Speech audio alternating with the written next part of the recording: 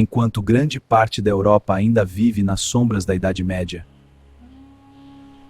Uma cidade brilha como um farol de riqueza e conhecimento. Capital de Al-Andalus, um centro de riqueza, ciência e cultura. Ali convivem culturas, idiomas e religiões, muçulmanos, judeus e cristãos. Mas essa convivência não era tão simples quanto parecia. Entre os cristãos da cidade, cresce um sentimento silencioso. A fé que um dia dominou aquelas terras está desaparecendo. E é nesse mundo que nasce um homem destinado a mudar essa história. Seu nome era Eulógio de Córdoba.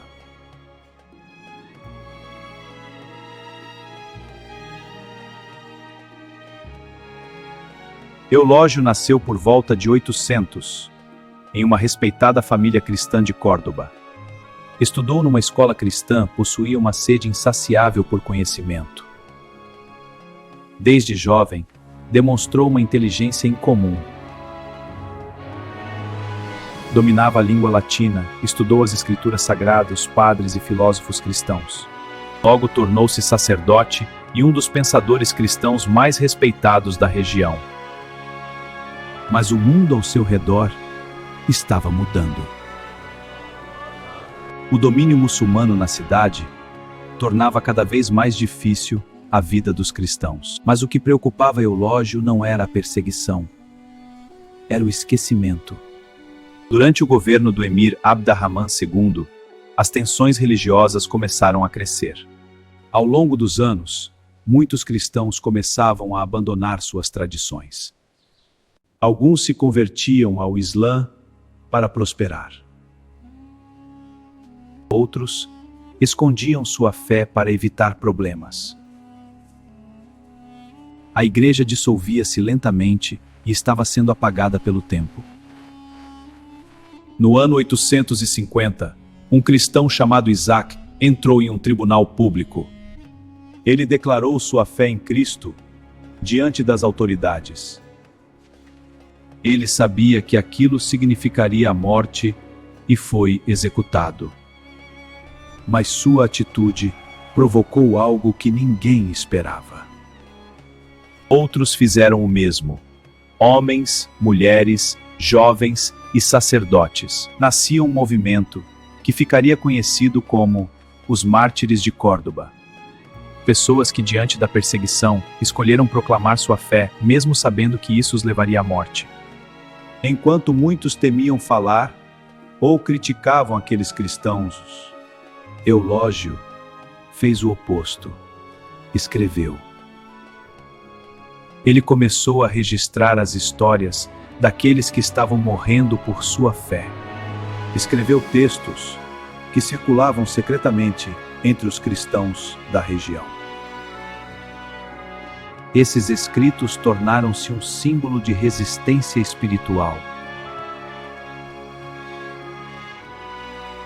Uma chama acesa em meio ao silêncio. Mas também chamaram a atenção das autoridades. No ano de 858, uma jovem chamada Leocrítia procurou ajuda entre os cristãos. Ela vinha de uma família muçulmana, mas secretamente era cristã e queria ser batizada. Mas na lei da época, a punição era clara: morte.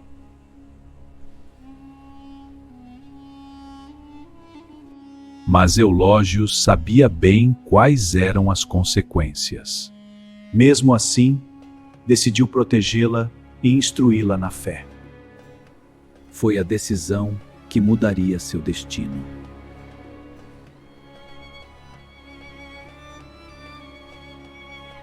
A denúncia não demorou a chegar. Logo, Eulógio foi preso. Ele foi levado diante das autoridades. Ali recebeu uma chance de escapar. Bastava negar suas palavras, abandonar sua posição, ou reconhecer a supremacia do Islã. Mas Eulógios permaneceu firme, pois não havia encorajado violência, nem conspirado contra o governo. Apenas defendeu a liberdade da fé. E assim, sua sentença de morte foi pronunciada. No dia 11 de março de 859, Eulógios foi levado para a execução. O sacerdote que dedicou sua vida aos livros agora terminava a sua história, como os mártires que defendeu e escreveu sobre. Mas aquilo que parecia o fim, na verdade, era apenas o começo.